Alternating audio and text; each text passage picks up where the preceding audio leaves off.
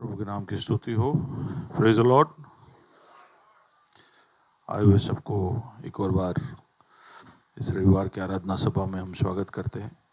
बहन शोभा के लिए प्रार्थना करते रहना, डिलीवरी रूम में है, बहुत दर्द से होकर गुजर रही है, बहुत जल्दी उसको प्रभु छुटकारा दे, इसके लिए हम प्रार्थना करते रहे। भाई मनोज मैकवान हमारे एक पुराने सदस्य है, अभी यूएस में है। आज सुबह खबर मिली कि उनकी माताजी का निधन हुआ आज सुबह। दुख में जो परिवार है उसके लिए हम प्रार्थना करते रहे। धन्यवाद पीटर की चंगाई के लिए। पीटर एक नहीं दो बीमारियों में से एक साथ गुजरा, सब दुगना ही है उसका सब लेकिन प्रभु ने उसको चंगाई दी, जल्द से जल्द छुटकारा दिया, इसके लिए हम प्रभु को धन्यवाद दें। भाई नरेश हमारे बीच में है और दीपा की मम्मी है हमारे बीच में। आपका हम स्वागत करते हैं। आइए तालियों के साथ हम उनका स्वागत करें। और कोई ऐसा है जो पहली बार हमारे बीच आया है तो अपने हाथ को ज़रा दिखाए हमें। इस यहाँ पर भाई नेविल के साथ वहाँ पर पीछे एक परिवार। आइए स्वागत करें तालियों के साथ। प्रभु की उपस्थिति हमारे बीच में है, उसका लुत्फ हम लेते रहे। किसी को भूल तो नहीं गया मैं? कोई बहुत समय के बाद दूर से कहीं से आया है, बाहर से, वहां पर या oh yes Jenny, you are alone?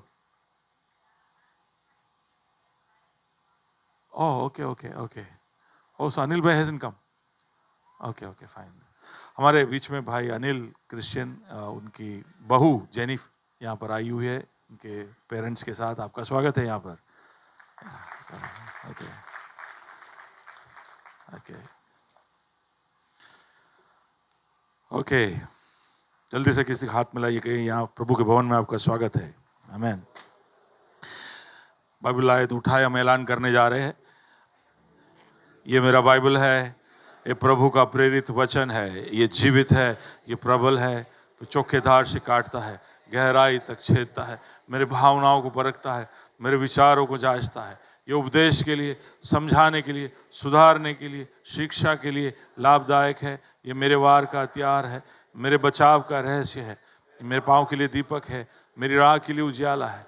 इसने बताया कि मैं क्या था, याद कराता है कि मैं क्या हूँ, ये बताता है कि मैं क्या बनूंगा। मैं इसकी ताजगी के लिए तत्पर हूँ, मैं इसके छुटकारे के लिए बेताब हूँ, मैं इसे सुनने के लिए तैयार हूँ। हमारा खुदाबंद हमेशा हमेशा हमेशा हमेशा महिमा पाए, फजल और इत्मीनान हम पाए। आमीन आमीन। फर्क पड़वाने का साल, हम उस विषय की ओर देख रहे हैं। लेकिन उससे पहले मैं प्रभु को एक और बार धन्यवाद देना चाहता हूँ आज की गवाहियों के लिए। खासकर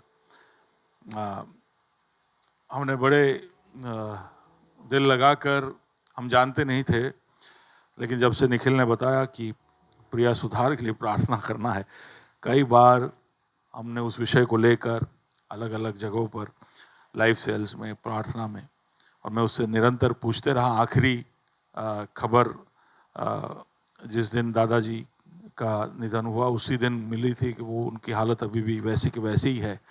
लेकिन आज मैं बिल्कुल एकदम खुशी से भरपूर हो गया जब मैंने सुना कि उसको पूरी तरह से डिस्चार्ज किया है।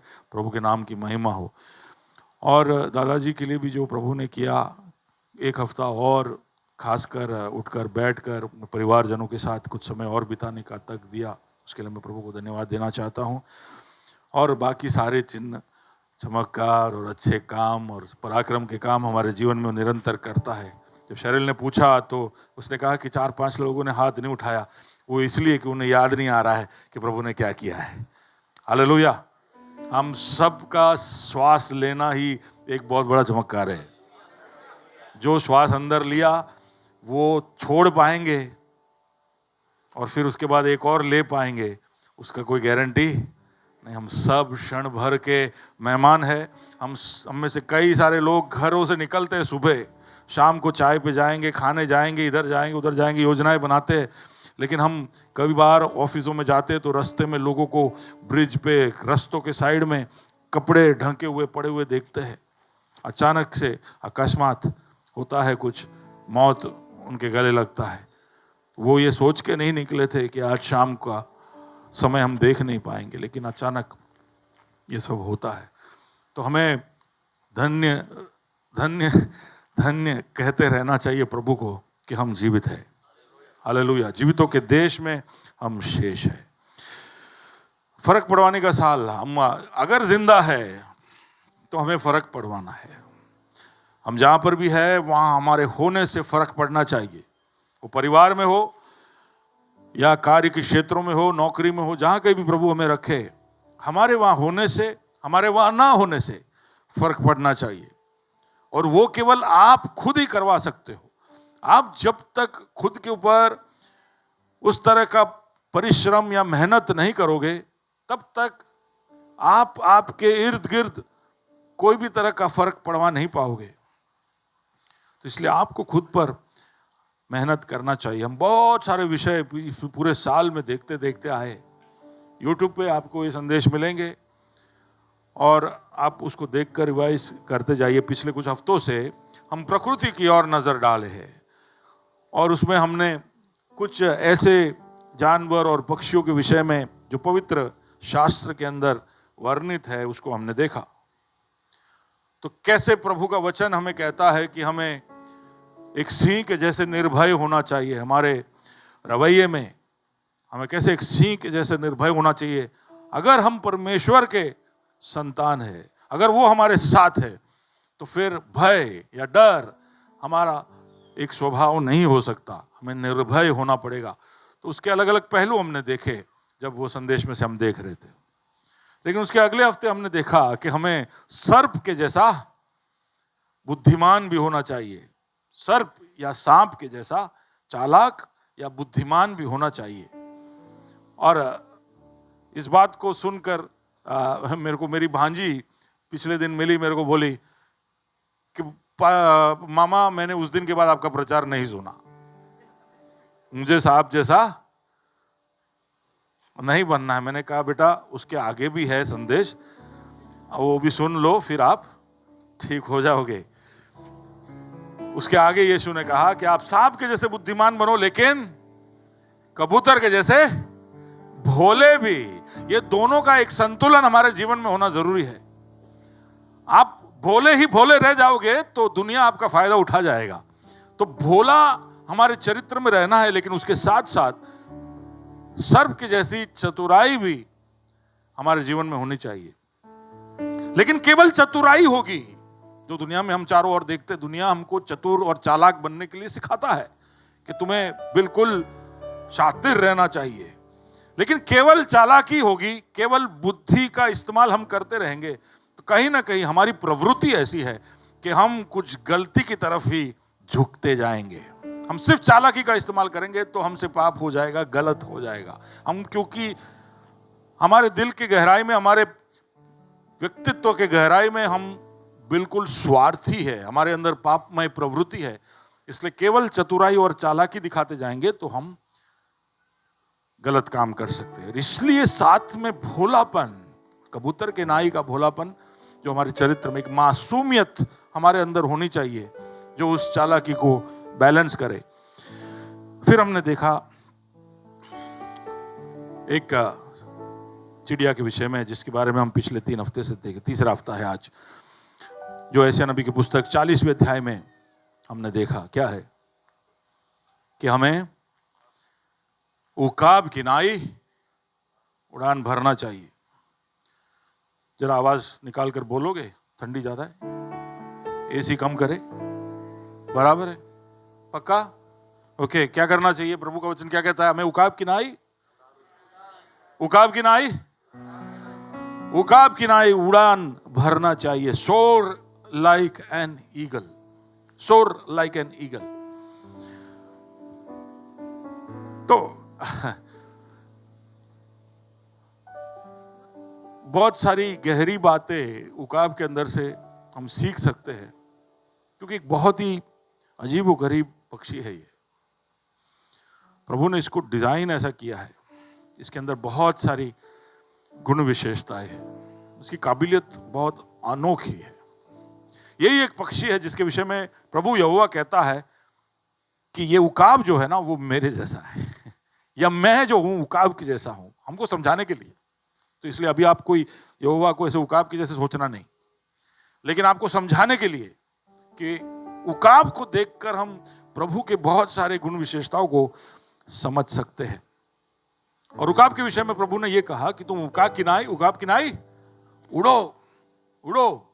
एक विशेषता जो उसने हमें उकाब से सीखने के लिए और हमारे जीवन में लाने के लिए, लागू करने के लिए कहा है, वो है उड़ान भरना। उड़ान भरना यानी, और छोटी उड़ान नहीं, ऊंची उड़ान भरना, ऐसा प्रभु का वचन हमें याद दिलाता है।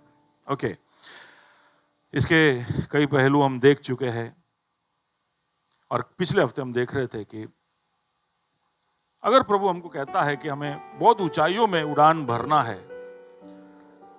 तो क्यों ऊंचे जगहों पर जाकर हम जब नीचे की ओर देखते, जब आप प्लेन में बैठे हो या कोई ऊंचे इमारत पर जब हो, आप नीचे की ओर देखते हो तो बहुत बड़ा विस्तार आपको दिखाई देगा।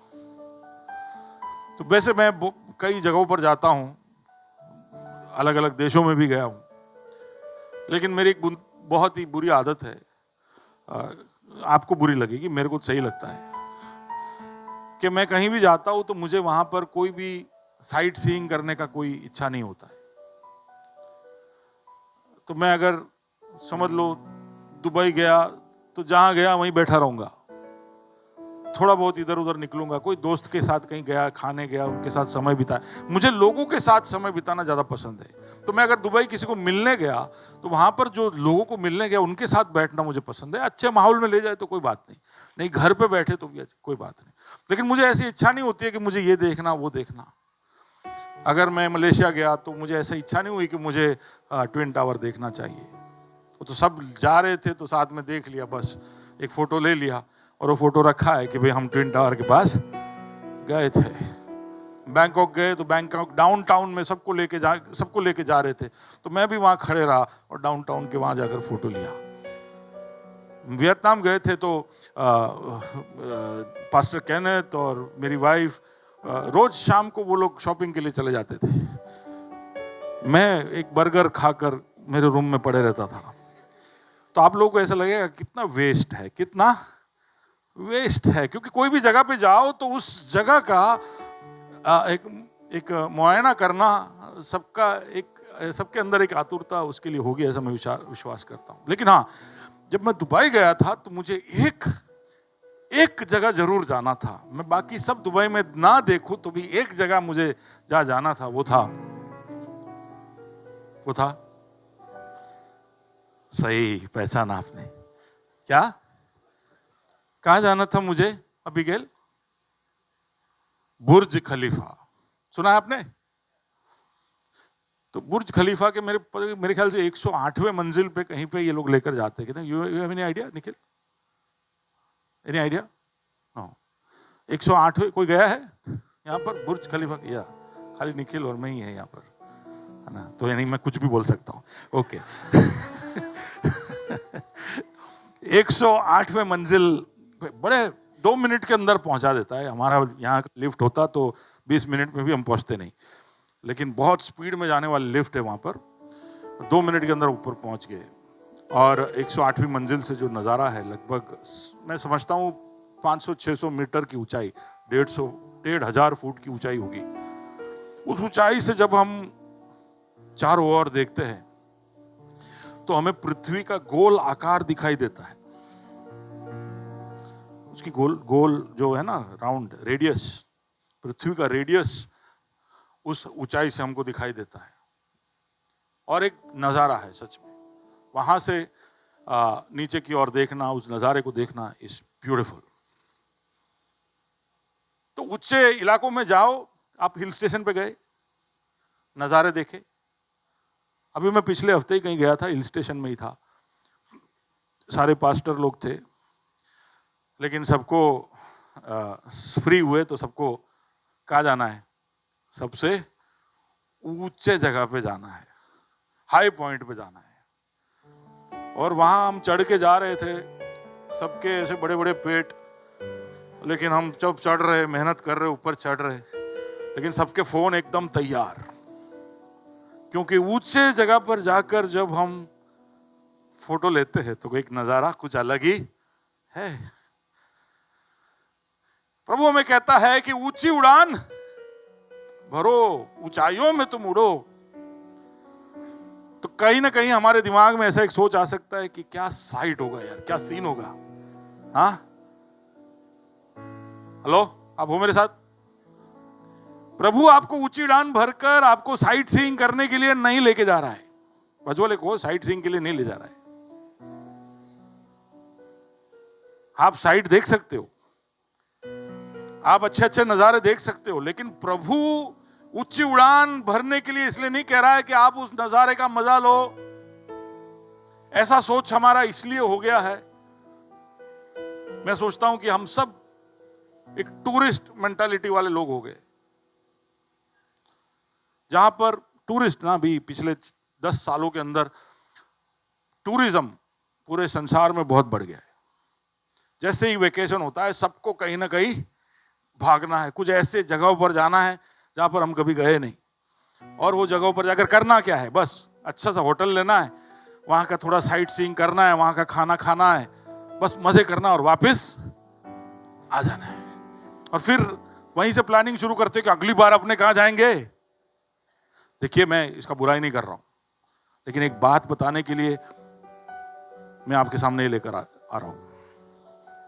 हम सब का एक टूरिज्म मेंटालिटी हो गया है, जहां पर हम नए नए सीन, नए नए साइट, नए नए पर्यटन करना चाहते हैं, नई नई चीजें देखना चाहते हैं, और हमारे आंखों का जो लालसा है, लस्ट ऑफ द आइज, वो पूरा ही नहीं होता है। हमको वापस और नया देखना है।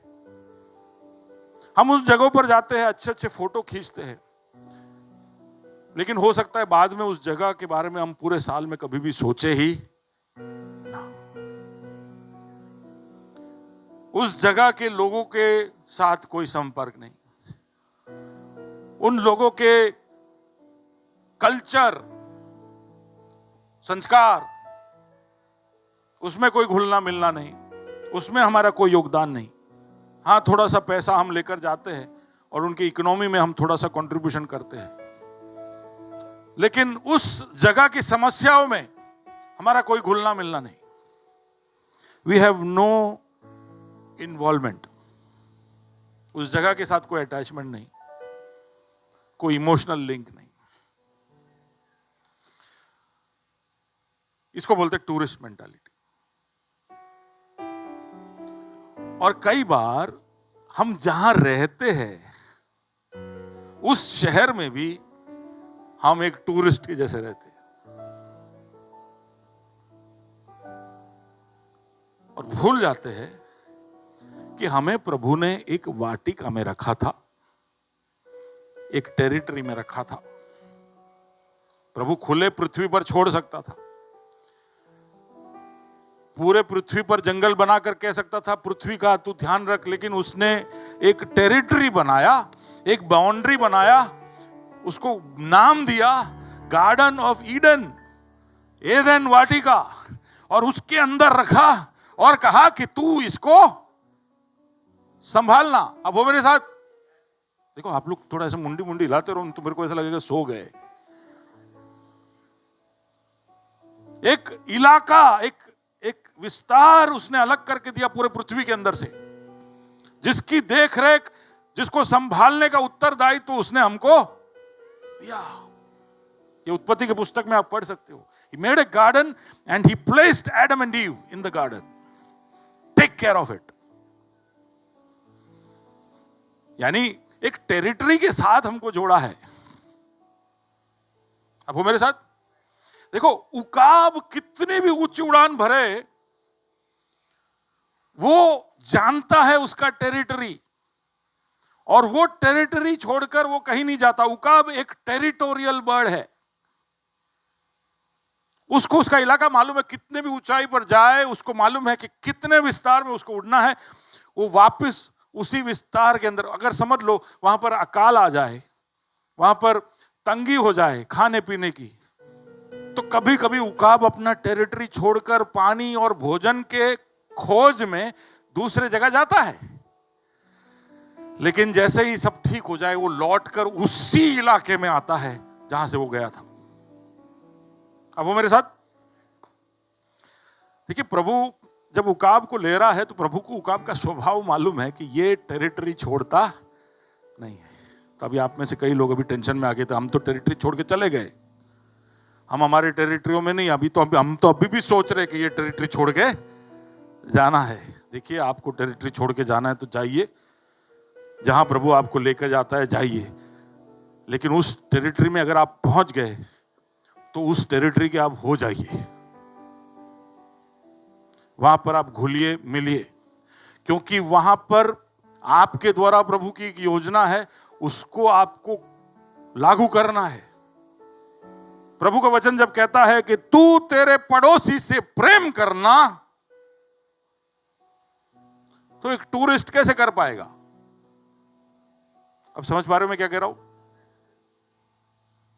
मैं बहुत सारे टूर में गया हूं, लेकिन कोई भी पड़ोसी से वहां प्रेम नहीं हुआ।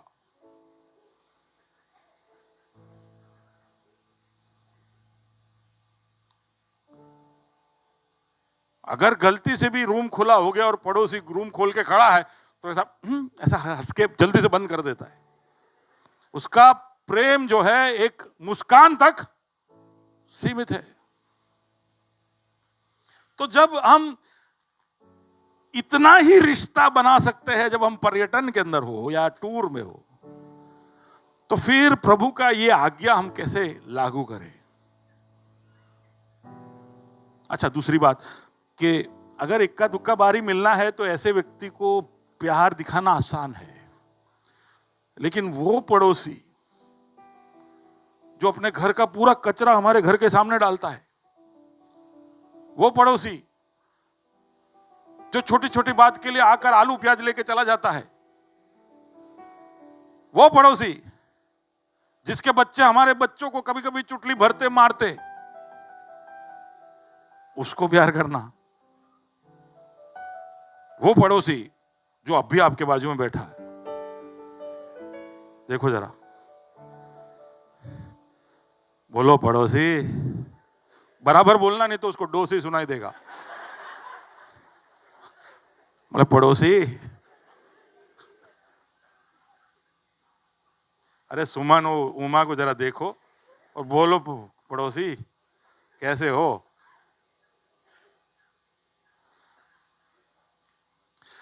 तो ये जो टूरिस्ट मेंटालिटी हमारा, इसके वजह से कई बार हमें कोई भी जगह से अटैचमेंट नहीं, उसके तरफ हमारा कोई रिस्पॉन्सिबिलिटी हम दिखाते नहीं। मैंने कहा पिछले हफ्ते कि प्रभु ने हमें ऊंची उड़ान भरने के लिए इसलिए कहा है क्योंकि वो चाहता है कि हम देखें कि हमें प्रभु ने एक बहुत बड़े विस्तार का जिम्मेदारी दिया है। He's given us responsibility for big area, और उस एरिया के साथ हमारा एक लगाव होना जरूरी है। आप जानते हो हमारे YouTube चैनल का नाम क्या है? हाँ, ग्रेस अहमदाबाद। तो हम और कुछ, हम ग्रेस फेलोशिप है हमारा नाम, हमारे ट्रस्ट का नाम ग्रेस फाउंडेशन है, तो ये सब हम रख सकते थे। लेकिन जब संसार को हम अपने पहचान को बता रहे, तो हम ये बताना चाहते हैं कि हम कहां से हैं। अहमदाबाद से है।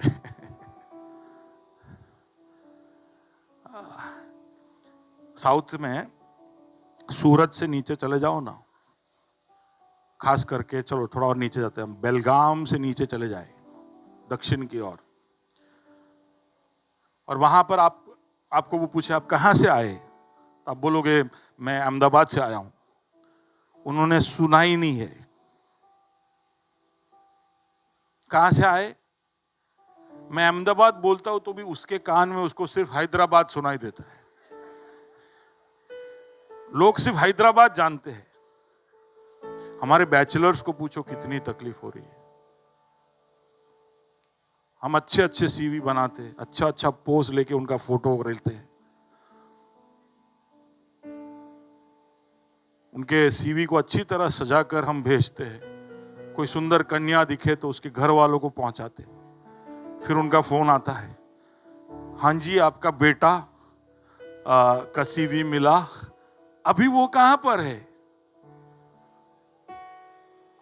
अहमदाबाद। वो किधर है? बोले गुजरात। अय्या, गुजरात में नहीं भेजना, वो बैठा होगा माउंट आबू में। तो भी इतना अक्कड़ दिखाएगा कि मैं नहीं भेजूंगा। लेकिन मुझे बहुत गर्व है कि मैं इस शहर का हूं। I love Ahmedabad. और मैं चाहता हूं कि प्रभु ने आपको यहां पर रखा है इस शहर में। हो सकता है आप और कोई शहर से यहां पे आए होंगे, लेकिन जब तक आप यहां पर हो, आप इस शहर से मोहब्बत करना। यहां पर इतना लगाव मत कर लेना कि आप उड़ना भूल जाओ, क्योंकि यहां के गली कूचों में पोल्ट्री फार्म है। कहने का मतलब कि इतना मजा आएगा इधर कुछ कुछ इलाकों में कि आप उड़ना भूल जाओगे और मुर्गी बने रहना चाहोगे। आप उकाब हो ये भूल जाओगे। लेकिन इस शहर से आपको प्यार करना है। यहाँ के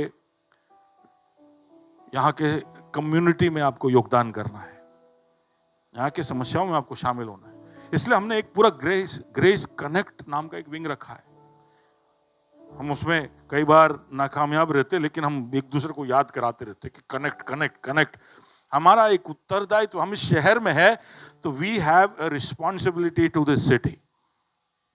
यहां से हमारा गुजारा होता है, यहां से हमें रोजी रोटी मिलती है, तो इस शहर को कुछ वापस देना भी चाहिए। और इसलिए हमको टैक्स भरना चाहिए। सुन रहे हो? कितनी चुप्पी हो जाती है टैक्स की बात आती है तो। टैक्स कोई भरता होगा? टैक्स भरना चाहिए। किसी ने मेरे से पूछा कि क्यों भाई भरे भाई टैक्स, देखो ना सरकार क्या करता है। कौन सा सरकार? बीजेपी कुछ नहीं करता। बोले कांग्रेस ने कुछ नहीं किया, टैक्स क्यों भरे?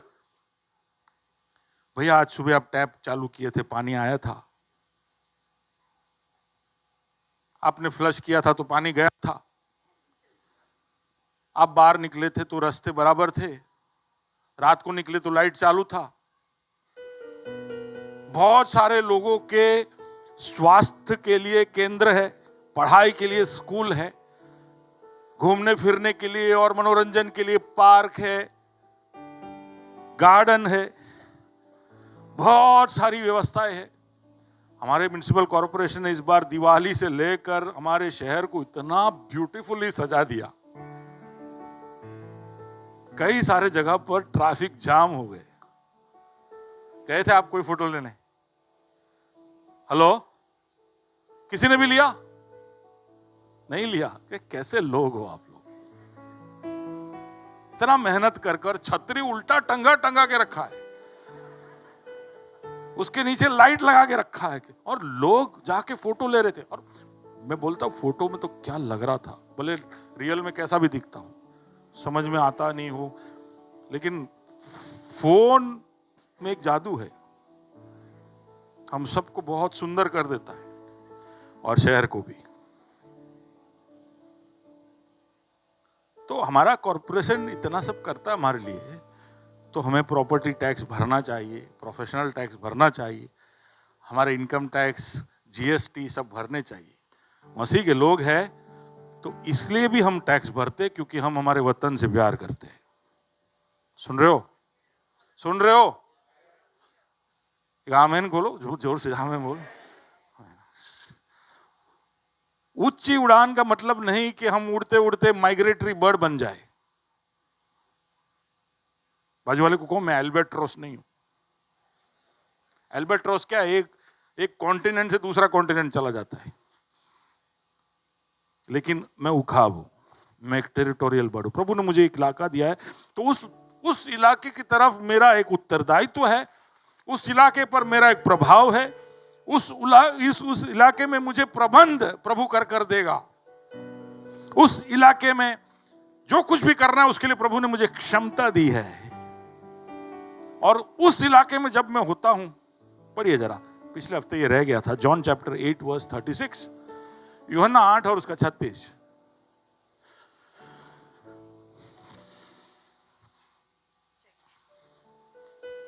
या जॉन चैप्टर 8 वर्स 36। या इसलिए चेक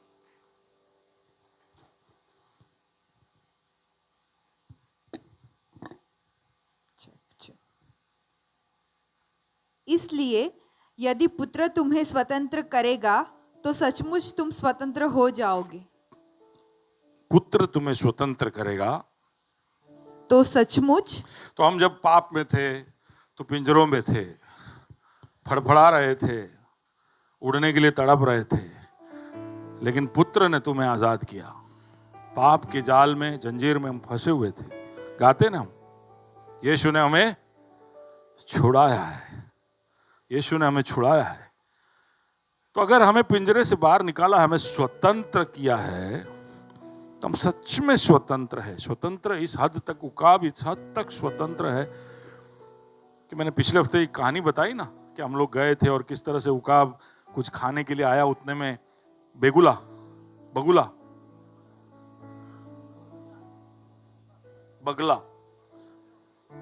बगले आकर उसका खाना लेकर चले गए। उकाब निश्चिंत होकर चला गया, क्योंकि वो आजाद है, बिल्कुल आजाद है। वो कोई भी तरह के बंधन में बंधता नहीं है। आप नौकरी लेने ही वाले थे और किसी को नौकरी मिल गई, हालेलुया। आप क्यू में थे, आप पहुंचे, कंफर्म टिकट वेटिंग लिस्ट हो गया, हाले। आप बहुत उतावल, आज ऐसे हुआ, मैं बहुत उतावल में आ रहा था, जैसे मैं सिग्नल पे पहुंचा 105, हालेलुया। होता है ना ऐसा, थोड़े के लिए छूट जाता है। लेकिन पुत्र ने अगर तुम्हें स्वतंत्र किया है तो तुम सच में स्वतंत्र हो। हर तरह का बेचैनी, हर तरह की चिंता, हर तरह का बोझ जिसके अंदर हम कई बार दब जाते हैं, वो बंधन है। वो हमें बांध देते हैं। हमारे रिश्तों में हमें जैसा होना चाहिए, हमारे काम में हमें जैसा होना चाहिए, ऐसे होने से हमें वो रोक लेते हैं।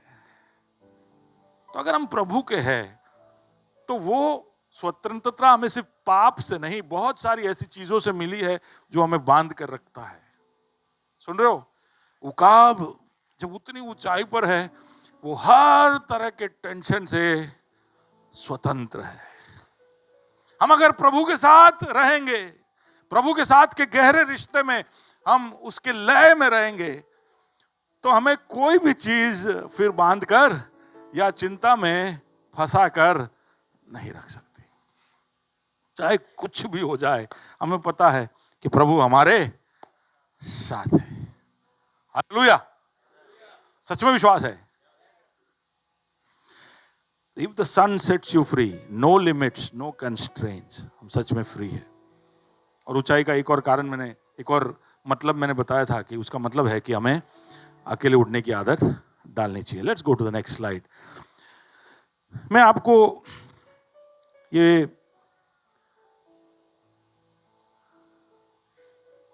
शोभा को एक बेटी हुई, हालेलुया, हालेलुया, प्रभु को धन्यवाद हो। ओके, कहाँ थे हम? अगर प्रभु हमको बोलता है कि उड़ान भरो, तो फिर उड़ने के लिए उसने हमको बनाया, उसने हमें डिजाइन ऐसा किया है कि हम उड़ सके। उकाब को कैसे डिजाइन किया वो देखते, ठीक है ना। अब कोई भी चीज को उड़ान भरना हो तो बहुत भारी चीज नहीं हो सकता। हम जानते हैं कि जितना वजन बढ़ जाएगा उतना ही उसको उड़ाना मुश्किल हो जाएगा। क्यों जानवर उड़ नहीं पाते? क्योंकि उनका वजन बहुत ज्यादा है। अब उकाब का प्रॉब्लम, मैंने कहा कि कुछ कुछ उकाब ऐसे होते हैं जिसके पंख फैलाए तो 10-10 फीट तक जाते हैं। तो इतने बड़े उकाब उड़ कैसे पाएंगे? उनका वजन अगर बढ़ गया, इतना साइज उनका हो गया, तो उड़ कैसे पाएंगे? तो प्रभु ने उनको कैसे बनाया? उनकी हड्डियां हमारे हड्डियों जैसी नहीं है। हमारे हड्डियों के अंदर बोन मैरो है, जहां पर हमारा खून बनता है। तो हमारे हड्डियां बहुत भारी है, मोटे भी है, लेकिन अंदर पूरा मसाला भी है उसके। एक फैक्ट्री है। आपको पता है आपका हड्डी फैक्ट्री है? हेलो, ये नहीं पता था? बोलिए, नहीं पता था। हड्डी देख के मुझे डर ही लगता है सिर्फ, क्योंकि हमको डराने के लिए भी हड्डियों को ही दिखाते हैं ऐसे। तो फिर हड्डियों से हमारा वास्ता डर का है। लेकिन ये हड्डियों के अंदर बोन मैरो है। हिंदी में क्या बोलते हैं उसको? मज्जा बोलते हैं, मलयालम में बोलते हैं। कंफ्यूज्ड आदमी क्या बोलते? कुछ भी हो, आप समझ गए ना। और आपका सबसे बड़ा बोन है आपका femur. Femur, right? Femur bone. हाँ, हिंदी में मज्जा ही है। ओह सॉरी, मैं पब्लिकली ब्लेसन से माफी मांगता हूं। अब नॉनवेज में तो उसका हम कंपटीशन नहीं कर सकते, ठीक है। कहाँ थे हम? Femur bone. यहाँ सबसे बड़ा बोन हमारा फीमर है, और वहां पर सबसे ज्यादा ब्लड बनता है। तो इसलिए हड्डियों का ध्यान रखना, हड्डी टूटे नहीं। और हड्डियों के लिए प्रभु को धन्यवाद देना कि उसके अंदर बहुत ज्यादा कार्य हो रहा है। लेकिन उकाब का जो हड्डी है उसके अंदर बोन मैरो नहीं। उसका डिजाइन मैंने इसलिए दिखाया कि नहीं, जो zoom in that, look at that. सोचिए, ये है उकाब का हड्डी। दिख रहा है आपको? ऐसा लग रहा है कोई आर्किटेक्ट ने डिजाइन किया है। Have you seen that Nikhil? This is an eagles bone. अंदर से खाली है, बाहर से ऐसा आप उठाओगे तो उसको जरा भी भार नहीं होगा। आपको लगेगा कि इसमें ताकत कैसे है, इसके अंदर ताकत कैसे है। जैसे शैतान हमको कभी कभी उठाता है, बोलते हैं इसमें ताकत कैसे है। तो बोलने का ताकत अंदर से है। हालेलुया, समझ पा रहे हो? ये हड्डी में ताकत कैसे है? इतना हल्का हड्डी है, इसमें ताकत कैसे है? उसमें ताकत इसलिए है क्योंकि उसको बनाने वाले ने उसके अंदर ऐसा डिजाइन डाला है कि उसका भार बढ़े नहीं, लेकिन ताकत बना रहे। हालेलुया। इससे कई बार मसीह लोग बाहर से बड़े ताकतवर नहीं होंगे, लेकिन अंदर से ताकतवर जरूर होंगे। और उसके लिए अपने आप को समर्पित करना चाहिए कि प्रभु, मैं बाहर से भले कितना भी कमजोर दिखूं, अंदर से तू मुझे मजबूत करना। The Lord makes us, zoom out. The Lord makes us strong on the inside. Okay. और don't go ahead. प्रभु ने हमको उड़ने के लिए बोला है, तो वो चाहता है कि हम ज्यादा भार उठाए नहीं, ज्यादा भार ले नहीं। आप में से कितने लोग प्लेन में यात्रा किए, फ्लाइट में? कभी आगे की सीटों में बैठे हो? तो आपने ध्यान दिया होगा कि एक बंदा वो एग्जाम लिखने आता है, ऐसा एक बड़ा सा स्लेट लेके उस पे कागज लगा के आता है, पेन लेके। देखा आपने? देखा है? और वो हमेशा पायलट के कैबिन के अंदर जाता है, और वो जब बाहर निकलता है तब बोलता है ओके टू गो। जब तक वो व्यक्ति ओके टू गो ना बोले, तब तक पायलट उड़ान नहीं भर सकता है। अब आप सोचोगे कि उसके इस चिट्ठी के अंदर वो क्या कर रहा है। मैं सोच रहा था इसका नाम कुछ है, लेकिन मेरे को याद नहीं आ रहा था, पर ज्यादातर इसको लोड मास्टर या लोड कंट्रोलर बोलते हैं। इसका काम यह है कि फ्लाइट के अंदर जितना भी कार्गो है, लगेज है और पैसेंजर है, वो सबका वजन निकालना, और वो कहां कहां बैठे हैं और कहां कहां रखा है, उसका एक अनुमान लगाना और पायलट को बताना कि जब तुम उड़ान भरोगे तो याद रखना कि ये प्लेन का वजन किस तरफ ज्यादा है, ताकि तुम उड़ान भरो तो तुम्हारा प्लेन बैलेंस में रहे। ठीक है? हम लोग तो एकदम कुछ भी लेके, कुछ लोग को बोलते please take only 1 baggage, no I have 2 baggage. बेचारे लोड मास्टर का काम भारी कर देते हैं। हम सोचते हैं कि ये तो क्या इतना बड़ा एयरबस का बोइंग का इंजन है, वो तो खींच लेगा। बोइंग बनाने वाले ऐसा नहीं सोचते खींच लेगा, वो लोग सारा वजन कैलकुलेट करते और वो इंश्योर करते। अगर उनको ऐसा लगा कि प्लेन के इंजन पर लोड आए, उससे ज्यादा भारी वजन प्लेन के अंदर है, तो वो कार्गो निकालेंगे, फिर लगेज भी निकालेंगे। कई बार शायद आपके लगेज इसलिए दूसरे एयरपोर्टों में छूट जाते हैं क्योंकि कंट्रोलर बोलता है वजन कम करो, क्योंकि ये प्लेन उड़ान भरते बैलेंस में नहीं रहेगा, इसको कुछ हो जाएगा। अब वो मेरे साथ तो उड़ान भरने को जब बोल रहा है तो वो जानता है कि बहुत लोड इस उड़ान भरने वाली चीज पे नहीं होना चाहिए। इसलिए प्रभु ने इस तरह से बनाया है और हमारे अंदर वो क्षमता दी है कि हम लोड ज्यादा लिए बगैर भी ऊंची उड़ान भर सकते हैं। आप सोचोगे कि तो फिर मेरे नौकरी की चिंता, मेरे तनख्वाह की चिंता, मेरी जिम्मेदारियां जो है हर महीने हर साल, वो सब मैं कैसे पूरा करूंगा? चिंता करने से नहीं पूरा कर पाओगे। सुन रहे हो? मेहनत करो, उसके लिए कोशिशें करो और लगातार करते रहो, लेकिन ये सब करने के ऊपर चिंता भी करते हम, आइसिंग लगाते, उस पर चेरी भी लगाते। इसकी जरूरत, बाजू वाले को बोलो मेहनत करो, चिंता नहीं। कुछ लोग उल्टा है, मेहनत नहीं करते, सिर्फ चिंता करते हैं।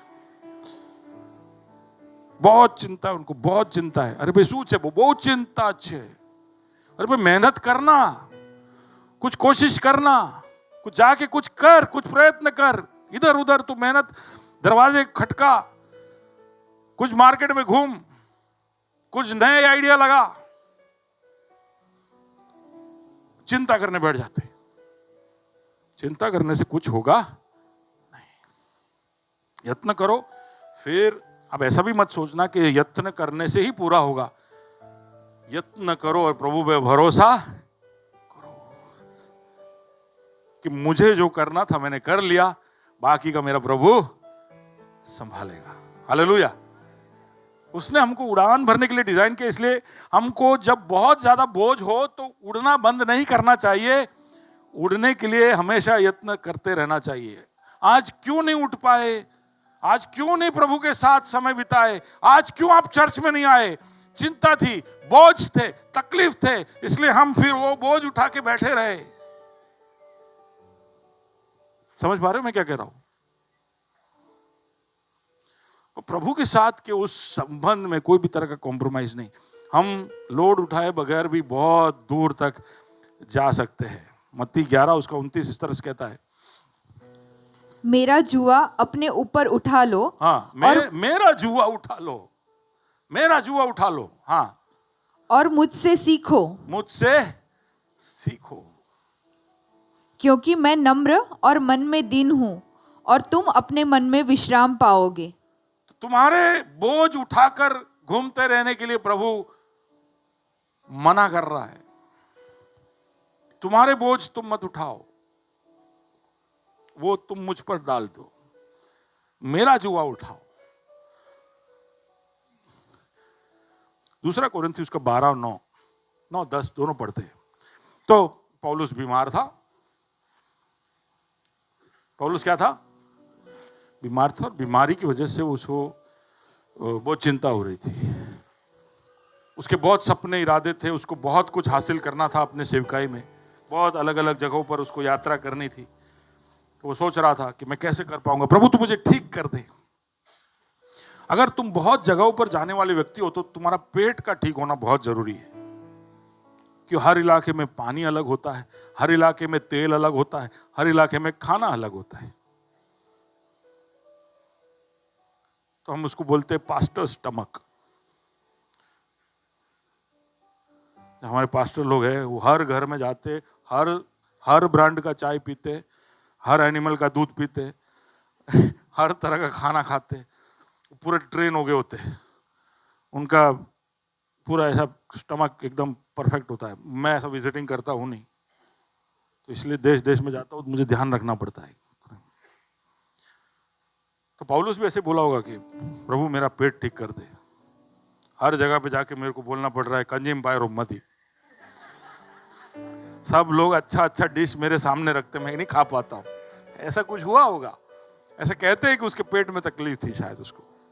तो उसने प्रार्थना किया, उसने कहा कि मैंने 3 बार प्रार्थना किया उपवास के साथ कि ये बीमारी मेरी हट जाए, ये जो शूल है, ये जो कांटा है, ये मेरे जिंदगी से हट जाए। लेकिन प्रभु ने उसको चंगा नहीं किया। तो बाजू वाले से कहो, प्रभु प्रार्थना सुनता है, कभी हां बोलता है, कभी ना बोलता है, कभी बोलता है रुक जाओ। सुन रहे हो? समझे आप? प्रभु प्रार्थना हमेशा सुनता है। कभी भी ऐसा मत बोलना कि वो नहीं सुनता है। आप जैसे चाहो वैसा शायद ना करे, but he always lessons. It's either a yes or a no or a wait। पौलुस को प्रभु ने कहा, मेरा अनुग्रह तेरे लिए बहुत है, क्योंकि मेरी सामर्थ निर्बलता में सिद्ध होती है। मेरी सामर्थ निर्बलता में सिद्ध होती है। सिद्ध होती है। प्रभु कहता है कि मेरी सामर्थ तेरी कमजोरी में सिद्ध होता है। तो मैंने शायद पहले ये उदाहरण दिया है, लाइफ गार्ड सुना आपने? लाइफ गार्ड क्या होते पता है? तो बीच गए हो अगर आप, तो वहां पर आप लाइफ गार्ड को देखोगे। तो जब आप समुद्र के अंदर प्रवेश करते हो तो वहां पर कहीं कोई ऊंचे जगह पे लाइफ गार्ड बैठा होता है।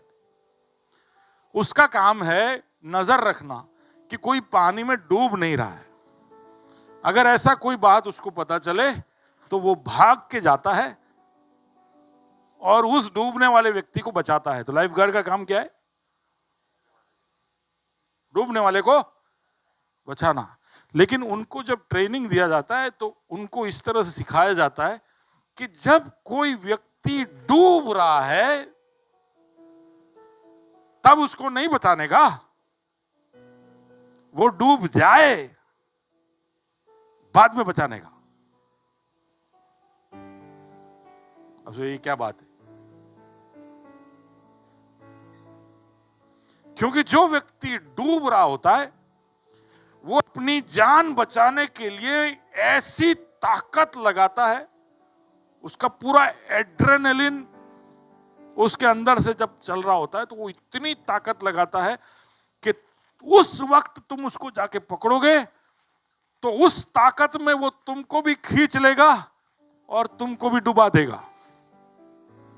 अब वो मेरे साथ, मैं ऐसा दिखता बुरा पहलवान हूं, लेकिन मेरे को चूहे से बहुत डर लगता है। तो मेरे घर में कभी कभी घुसते हैं, मैं छी ऐसा मत बोलना, भी जानवर है घुसते हैं।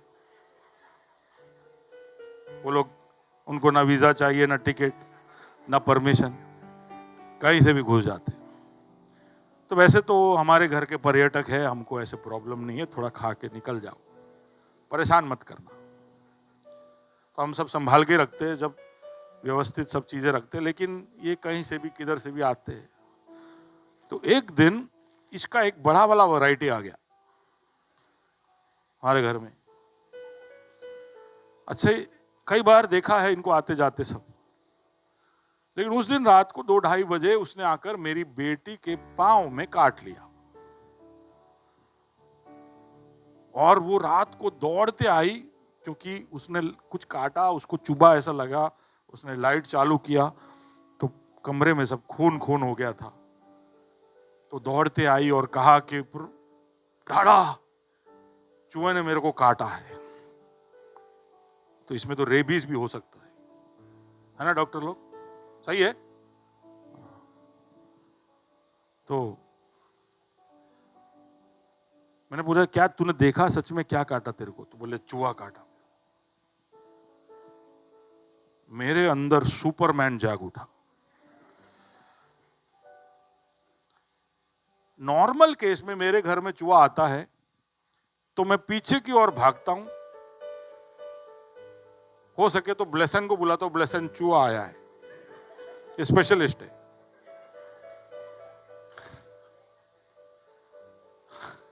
अरे हंसना भी गेल।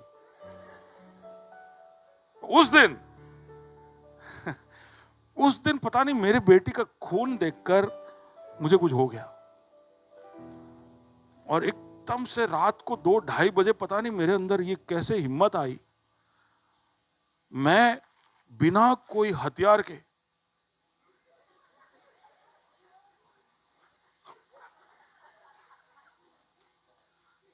नाइट ड्रेस पहना हुआ था मैं कमरे में गया और ढूंढने लगा चूहे को। ना मैंने जूता पहना है ना कुछ भी। उसने बोला कि बड़ा चूहा है डाड़ा, मैंने देखा। मेरे को छोटे वाले से भी डर लगता है, लेकिन उस दिन उस कमरे में मैं ऐसे पूरे हिम्मत के साथ घुस गया। क्यों? Adrenaline high. हमारे अंदर हॉर्मोन्स है जो कई बार इतना ताकत हमें दे देता है। कभी कभी हमने देखा होगा कि लोग गाड़ी तक उठा लेते हैं जब उनके बच्चों को या अपने प्यारों को बचाना होता है, तब हमारे अंदर ऐसा ताकत आता है। उस दिन वो चूहे को मैंने पकड़ा और गुस्से गुस्से में दी एंड हो गया उसका। अब आप पूछना नहीं कैसे किया, लेकिन एड्रेनलिन, देखिए विषय विषय विषय विषय एड्रेनलिन, हमारे अंदर जो ताकत आता है जिसकी वजह से हम ऐसा सब करते हैं। डूबने जा रहा है तब हमारे अंदर इतना ताकत होता है कि हम बचाने वाले को भी खींच ले। तो लाइफ गार्ड को सिखाया जाता है कि वो डूब जाए, जब वो फड़फड़ाना छोड़ दे फिर तुम उसको उठाना और उसको बचा लेना। ज्यादा समय तक डूबने नहीं देना, जैसे छोड़ दे उसको उठा लेना। When he is weak, I am strong. समझे? हम जब तक फड़फड़ाते रहेंगे, कई बार प्रभु इसलिए हमारी मदद में नहीं आता, बोले कर ले बेटा, कोशिश कर ले, लेकिन उस पर भरोसा रखना हम सीख जाए। Just give ourselves into the hands of God. कई बार इसलिए प्रभु ऐसे परिस्थितियों में हमको पहुंचा देता है जहां पर हम बिल्कुल निस्सहाय हो जाते हैं, जहां पर सब लोग हाथ ऊपर कर लेते हैं। जैसे डॉक्टर बोलते हैं कि अब दुआ करो, अब हमसे कुछ नहीं होगा। कई बार ऐसी परिस्थितियां इसलिए हमारे जीवन में प्रभु आने देता है क्योंकि जब हम कमजोर होंगे तब उसकी सामर्थ हमको दिखाई देगी। प्रभु ने हमको उड़ान भरने के लिए बुलाया है, और उसमें जरूरी है कि हम उस पर भरोसा करें, और उस भरोसे के अंदर शायद हमारी कमजोरी शामिल हो, उस उकाब का कमजोर हड्डी शामिल हो, लेकिन प्रभु पर भरोसा रखना चाहिए कि जब हम कमजोर होते हैं तब वो सामर्थी होता है। Can you just fulfil that verse number 10 also. इसीलिए मैं बड़े आनंद से अपनी निर्बलताओं पर घमंड करूंगा। मेरी निर्बलताओं पर मैं घमंड करूंगा कि मसीह की सामर्थ मुझ पर छाया करती रहे। आमेन, आमेन, आमेन। Philippians 4:13. Go to the next point also. Philippians 4:13 read. जो मुझे सामर्थ देता है, जो मुझे सामर्थ देता है, उसमें मैं सब कुछ कर सकता हूँ। उसमें मैं सब कुछ कर सकता हूँ। Okay. Ephesians 2:6. We did not read that.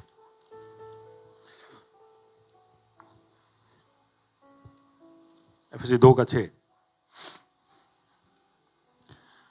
और मसीह यीशु में उसके साथ उठाया और स्वर्गीय स्थानों में उसके साथ बैठाया। किसको? अरे जो मसीह के पीछे आए, जिन्होंने अपना जीवन प्रभु को सौंपा, उसके विषय में पौलुस लिख रहा है कि उसने हमको मसीह के साथ उठाया। जरा सब लोग खोलिए एफेसियंस चैप्टर 2 वर्स 6, सब लोग खोलिए, everybody open that. Can you display that on the screen? Ephesians 2:6, ये आपके विषय में लिखा है, ठीक है?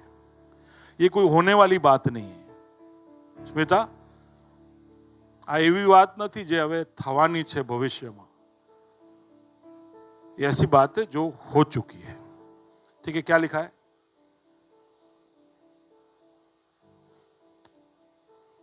Ephesians 2:6. If it comes on the screen, we'll read it together. Coming? It's come, okay.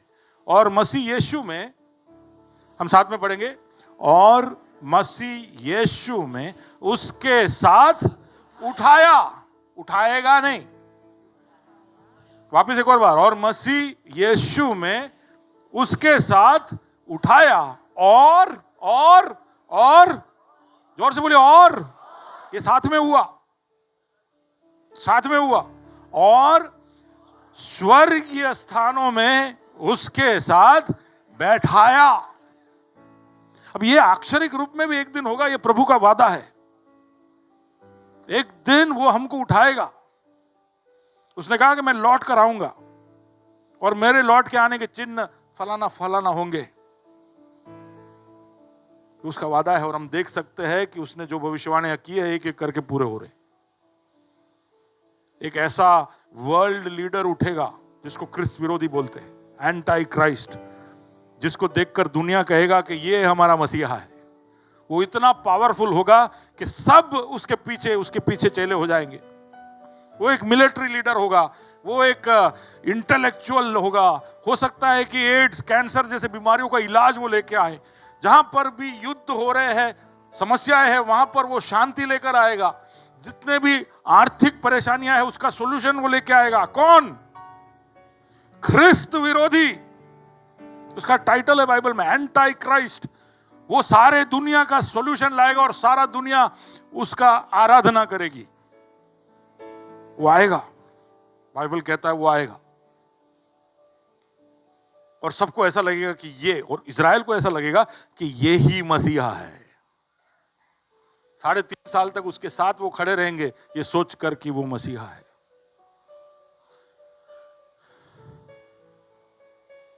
Where were we?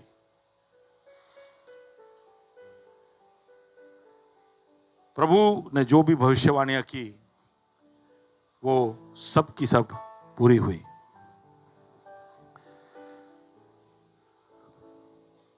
Ephesians chapter 2 verse 6, yeah, that's where we were, right? Yeah. उसने हमको मसीह के साथ उठाया। अक्षरिक रूप से हम इसको देखेंगे। मसीह के साथ उठाया और स्वर्गीय स्थानों में बैठाया। लेकिन क्यों इसको प्रेजेंट टेंस में, वर्तमान काल में क्यों इसको बताया गया है? क्योंकि आत्मिक रूप से ये अभी भी हो चुका है, शारीरिक रूप से होना बाकी है। उसका मतलब है कि हमको ऐसे चलना चाहिए जैसे कि मसीह के साथ हमको जिलाया गया है और मसीह के साथ हमको स्वर्गीय स्थानों में, इसलिए वो बोलता है उच्च उड़ान भरो। स्वर्गीय स्थानों से हम जब पृथ्वी की ओर देखेंगे तो कैसे देखेंगे? ऐसे हमको देखना चाहिए, ऐसे हमको जीना चाहिए। हमारे सोच ऐसे होने चाहिए, क्योंकि एक दिन ऐसा सोचना है। कई बार हम वो देख नहीं पाते, हम सीमित हो जाते हैं। ओके, एक और पॉइंट बोलकर मैं, we are designed for heights. ये उकाब इतनी ऊंचाई पे जब उड़ता होता है तो हमें उकाब दिखाई नहीं देता होगा, लेकिन उकाब को लगभग 3 किलोमीटर दूर तक बिल्कुल परफेक्ट 20/20 विजन है। कितना? 3 किलोमीटर दूर। मैं ये स्टेज पे भी आता हूं ना तो ये लेके आता हूं, क्योंकि नहीं है मेरा विजन सही। लेकिन उकाब को 2 माइल या 3 किलोमीटर दूर से बिल्कुल क्लियर दिखता है। कुछ साइंटिस्ट का ऐसा कहना है कि 5 किलोमीटर तक दिखता है, 5 किलोमीटर्स। यानी 5 किलोमीटर आप ऊपर से उकाब जब नीचे देख रहा होता है तो उसको दिखता है कि ये चूहा दौड़ रहा है, ये खरगोश दौड़ रहा है, ये मछली पानी के नीचे जा रहा है। वो हाइट से उसको दिखता है, और जब उस हाइट से उसको दिखता है तो वहां से वो छलांग लगाता है। आप वीडियोस देख लेना, कभी कभी रील में आप डाल देना कि ईगल, फिर आपको ना आप परेशान। मैंने खाली थोड़े ईगल के रील देखे, अब मेरे को सिर्फ ईगल ही दिख रहा है। वो इंस्टाग्राम हो या फेसबुक हो या कोई भी रील हो, आप एक बार सर्च मार दो, ऐसा 2-3 बार ऐसा कर लेना, वो उसको ऐसा लगेगा कि आप ईगल पे रिसर्च कर रहे हो। तो आपको ईगल के अलग अलग बातें बताएगा, हर लैंग्वेज में बताएगा। आप देख लेना कि कैसे ईगल छलांग मारता है और कैसे वो हंटिंग करता है, कैसे वो अपने प्रे अपने शिकार को कैसे पकड़ता है। उतनी दूरी से उसको दिखता है। यानी अगर आपको ऊंचाई के लिए, उड़ान के लिए बनाया है तो उसका मतलब है कि आपके आंखों पर, आपके दर्शन पर, आपको जो दिखाई देता है उसके ऊपर भी प्रभु ने काम किया है। What you see, क्या देखते हो आप जब बाहर जिंदगी में उतरते हो, आप दिनचर्या की ओर बढ़ते हो, आपके परेशानी को देखते हो, सामने आने वाले चुनौतियों को देखते हो, तो क्या दिखाई देता है? What is it that you see? अगर सबके जैसे आप भी देख रहे हो तो फिर शायद आप उकाब नहीं हो, क्योंकि बाकी सारे पक्षियों से बड़े क्लैरिटी से देखने वाला पक्षी है उकाब। मुर्गी को सिर्फ 1 फीट तक ही दिख रहा है, लेकिन उकाब को 3 किलोमीटर का, बहुत दूर दूर का देखता है।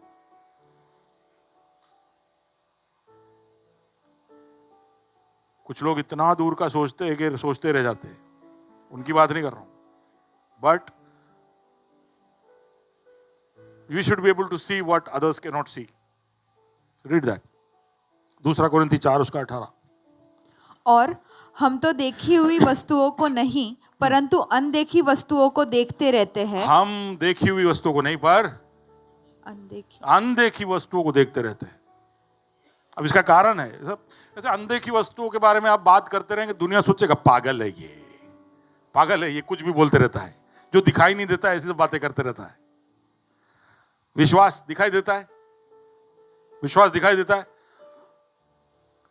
अनुग्रह दिखाई देता है, आनंद दिखाई देता है, शांति दिखाई देता है, धीरज दिखाई देता है, कोमलता दिखाई देता है, संयम दिखाई देता है।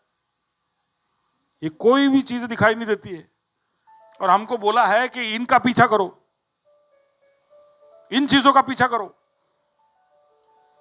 और हम पूरी लगन के साथ जब इसके पीछे चले, हम इसकी बातें करें, तो संसार बोलेगा कि इसका स्क्रू ढीला हो गया है, क्योंकि अनदेखी चीजों के बारे में ये बात कर रहा है।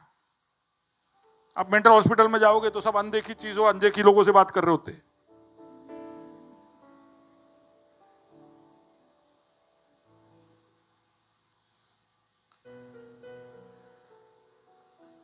एक दिन चाचा नेहरू गए मेंटल हॉस्पिटल, तो वहां पर एक पेशेंट को देखा, तो वो चाचा नेहरू जैसे ही बिहेव कर रहे थे।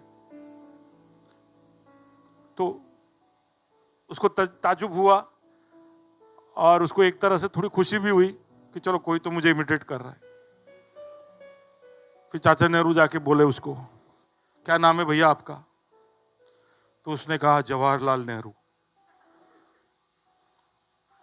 तो वो हंसने लगा, लेकिन मुस्कुराते हुए कहा कि पता है मैं कौन हूं?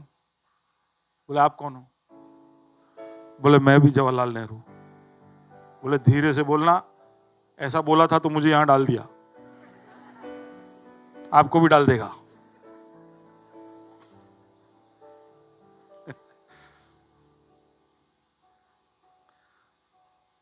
ऐसे भावनाओं में हम रहते हैं तो कई बार संसार को ऐसा लगता है कि ये पागल है, ऐसी बातें करते हैं जो, अरे यार जो प्रैक्टिकल है वो बातें करो ना, प्रैग्मेटिक बातें करो, संसार की बातें करो। कुछ हासिल करने के लिए, कुछ ऊंचाइयों पे पहुंचने के लिए। सही है, लेकिन पौलुस क्या कहता है? क्योंकि हाँ, देखी हुई वस्तुएं थोड़े ही दिन की है, थोड़े ही दिन की है, परंतु अनदेखी वस्तुएं सदा बनी रहती है। अनदेखी वस्तुएं, जोर से बोलिए, सदा, जोर से, सदा बनी रहती है।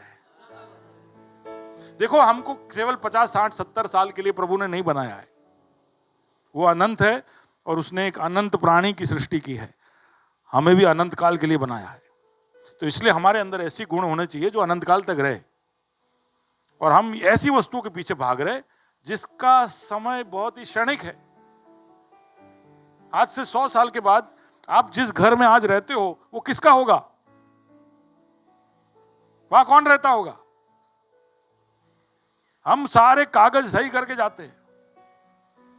आज से 100 साल बाद आप अभी जहां रहते हो वहां कौन रहता था?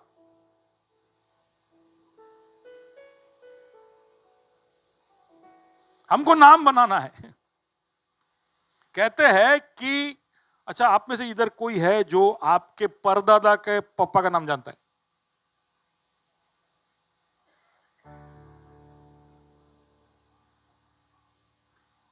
परदादा के पप्पा, दादा के दादा,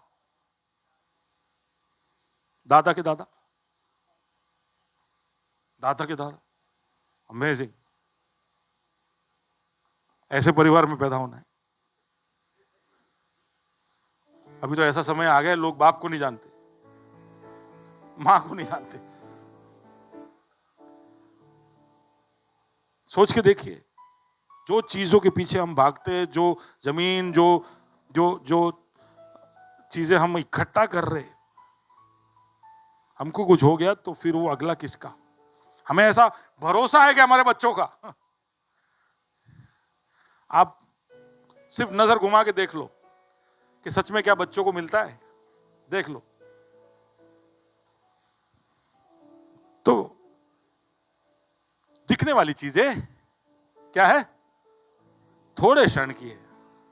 दुखने वाली चीजें थोड़े क्षण की है, लेकिन अनदेखी चीजें सदा बनी रहती है। तो सदा बने रहने वाले चीजों के लिए आपकी नजर को तेज करो। Start looking at things which are everlasting. Hebrews chapter 12 verse 1 और 2 वो रीड करके हम खत्म करते हैं। इस कारण जबकि गवाहों का ऐसा बड़ा बादल हमको घेरे हुए है, तो आओ हर एक रोकने वाली वस्तु और उलझाने वाले पाप को दूर करके वह दौड़ जिसमें हमें दौड़ना है, धीरज से दौड़े, और विश्वास के कर्ता और सिद्ध करने वाले यीशु की ओर ताकते रहे, जिसने उस आनंद के लिए जो उसके आगे धरा था, लज्जा की कुछ चिंता ना करके क्रूस का दुख सहा और परमेश्वर के सिंहासन के दाहिनी ओर जा बैठा। सॉरी भूमि, में मिस कर गया थोड़ा सा, स्टार्टिंग वाला पढ़ लो जरा। इस कारण जबकि गवाहों का ऐसा बड़ा बादल हमको घेरे हुए है, तो आओ हर एक रोकने वाली वस्तु और उलझाने वाले पाप को दूर करके वह दौड़ जिसमें हमें दौड़ना है, धीरज से दौड़े। हर उलझाने वाली वस्तु, हर पाप जो हमारे दौड़ में हमको रोके, उसको हमारे ऊपर से दूर करे। किसी ने, फिलिप डार्बी नाम का एक व्यक्ति है, उसने जब इसको ट्रांसलेट किया तो उसने ये जो उलझाने वाली वस्तु के लिए उसने ऐसा लिखा है जैसे कि एक छोटा सा पिल्ला, कुत्ते का पिल्ला, छोटा सा लेकिन बड़ा क्या बोलते हैं, एग्रेसिव, बहुत ही गुस्से वाला पिल्ला, वो अगर आपके पांव को काट ले, आकर काट ले, तो उसके दांत इतने बड़े नहीं है कि आपको रोक ले। लेकिन जब उस पिल्ले को जिसने आपको पकड़ लिया वो छोड़ नहीं रहा है, उसको आप आपके पांव पर रखकर चलते रहोगे तो क्या होगा? क्या होगा? आप सोच पा रहे हो? Are you with me? एक ऐसा पिल्ला सोचिए जो बहुत, क्या बोलते हैं, हाँ, आक्रामक हो। पिल्ला है, अभी कुत्ता नहीं हुआ है, पिल्ला है तो छोटा है लेकिन आक्रामक है। उसके दांत बराबर बने नहीं है, लेकिन वो काट रहा है तो हमारे पैरों में घुस रहा है, लेकिन इतना दर्द भी नहीं हो रहा है कि मैं चलना छोड़ दूं। लेकिन उस कुत्ते को रखकर मैं चल रहा हूं, तब क्या होगा? आप दौड़ पाओगे? आप दौड़ पाओगे? आप चल पाओगे? हमारे जीवन में ऐसे बहुत सारे पिल्ले ऐसे काटे हुए, उसमें से अभी भी कुछ लोगों के पांव पे अभी काट के ऐसा बैठा हुआ है। कुछ लोग पांव की ओर देख रहे। कुछ ऐसी आदतें, कुछ ऐसे काम जिसको हम छुड़ा नहीं पा रहे। इतना बुरा भी नहीं है कि आप उसको छुड़ा दो, लेकिन इतना अच्छा भी नहीं है कि आपको वो दौड़ने दे।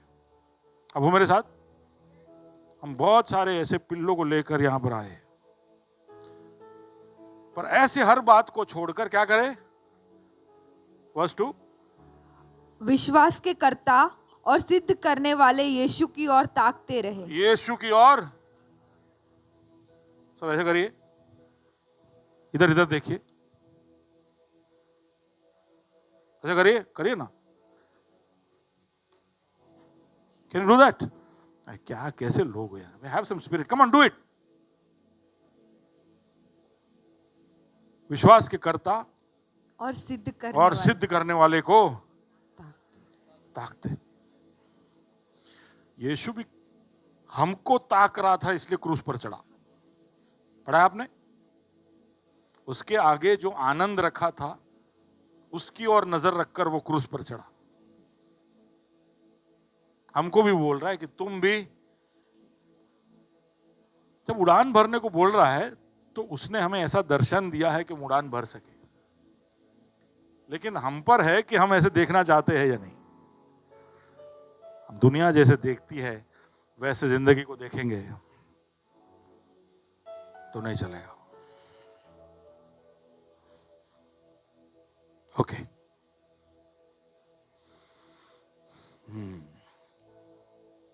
जो भी आपने सुना उसके सामने अपने आप को समर्पित करें।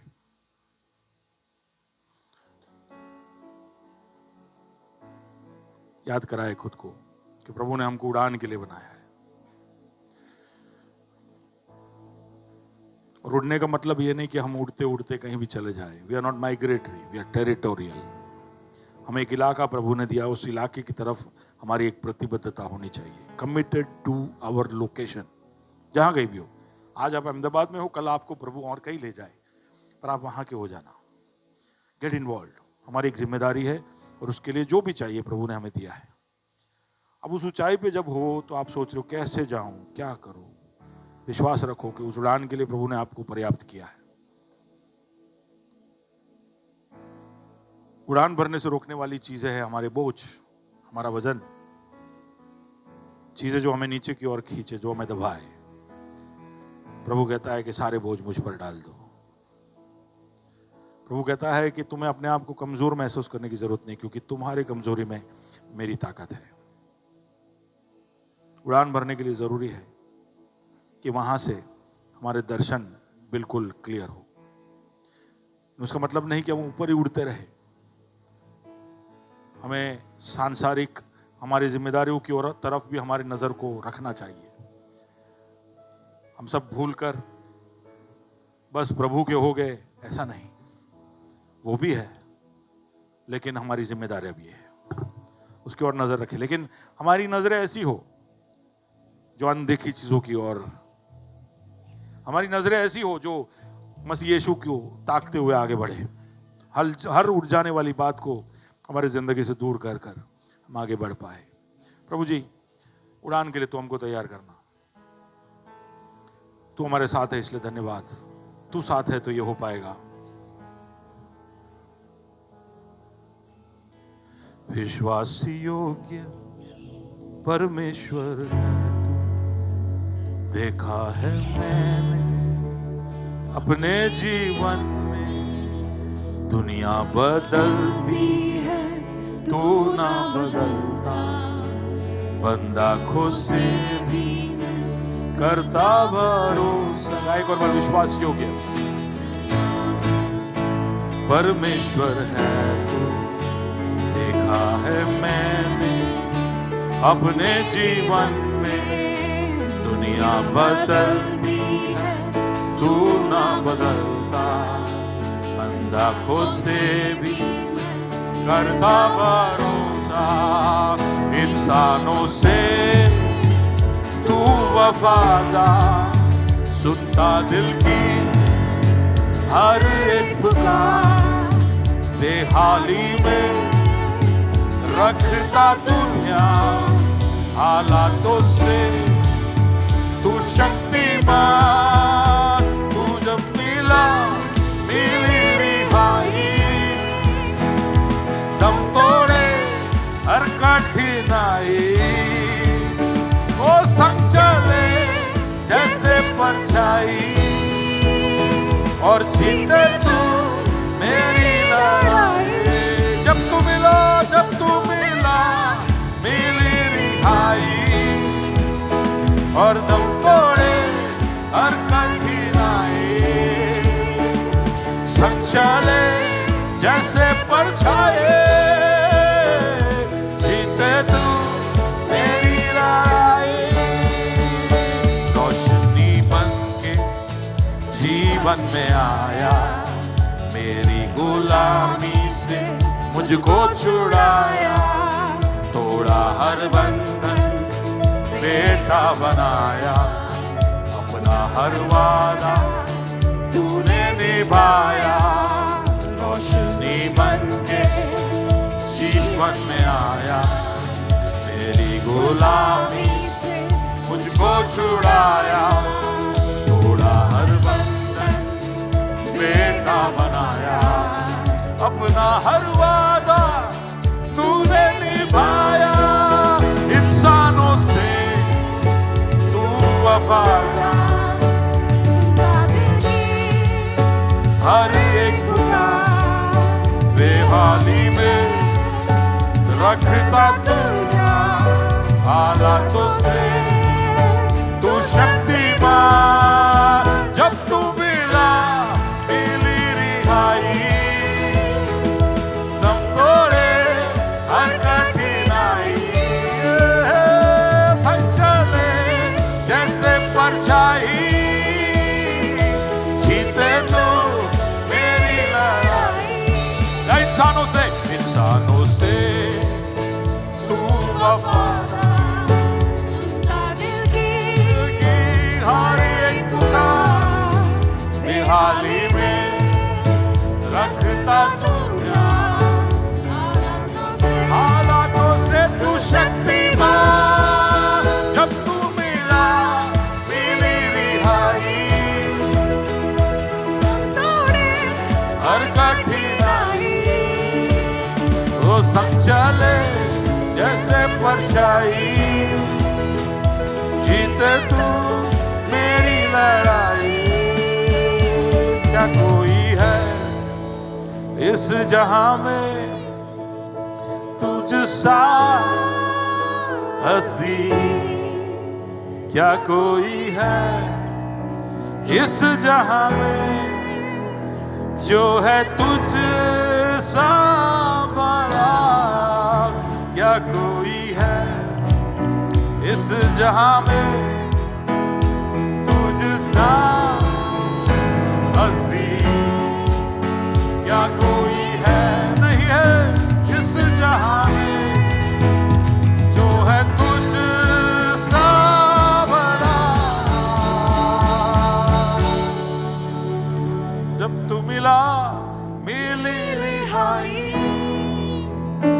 दम तोड़े हर कठिनाई, जीते जैसे परछाई, जीते तू मेरी लड़ाई। जब तू मिला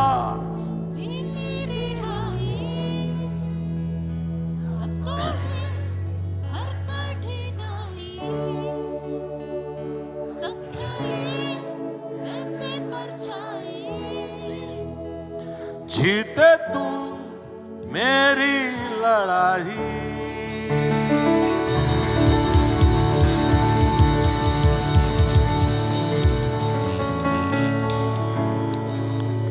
सच में लॉर्ड, सच में जब तू मिला तो मिली रिहाई। ये हम सब की गवाही बन जाए। जिसको पुत्र ने आजाद किया है सच में आजाद है। दम तोड़े हर कठिनाई। क्या कुछ भी है जो हमें मसीह के प्यार से अलग कर सकता है। संग चले जैसे परछाई, तू हमारे साथ कभी नहीं छोड़ता, इसलिए धन्यवाद। हम इधर उधर भटक जाते हैं, लेकिन तेरे विश्वास योग्यता के लिए, तेरे वफादारी के लिए हम तुझे धन्यवाद देना चाहते हैं। हर लड़ाई को तू जीतता है प्रभु जी। यहाँ पर आए हुए सबको तेरे हाथों में सौंपते हैं। तेरे गवाहियों के लिए धन्यवाद। शोभा के लिए प्रभु जी तूने जो किया उसके लिए धन्यवाद। हमारी हर लड़ाई में तुम्हारे साथ है। जो भी होगा वो हमारे भलाई के लिए तू करेगा, ऐसा हम विश्वास करते हैं। उकाब की नाई उड़ान भरने के लिए यहाँ पर आए हुए सबको तेरे हाथों में सौंपते खुदा। तू उनके दिलों से बात करना। अगर वो तुझे जानते नहीं है तो उनके दिलों को तू खोलना। तेरी उपस्थिति यहाँ पर है, इसलिए धन्यवाद। यहाँ पर बोले हुए हर वचन से परे तेरा सामर्थी उपस्थिति यहाँ पर है। पाप का बोध, धार्मिकता का बोध, न्याय का बोध कराने वाले परमेश्वर, तेरा नाम महिमा पाए। तूने हमें यीशु मसीह के संग उठाया और स्वर्ग के स्थानों में बैठाया है, इसलिए तुझे धन्यवाद देते हैं। आदर महिमा जलाल तेरी ही हो, यीशु मसीह के नाम से मांगते हैं, आमीन।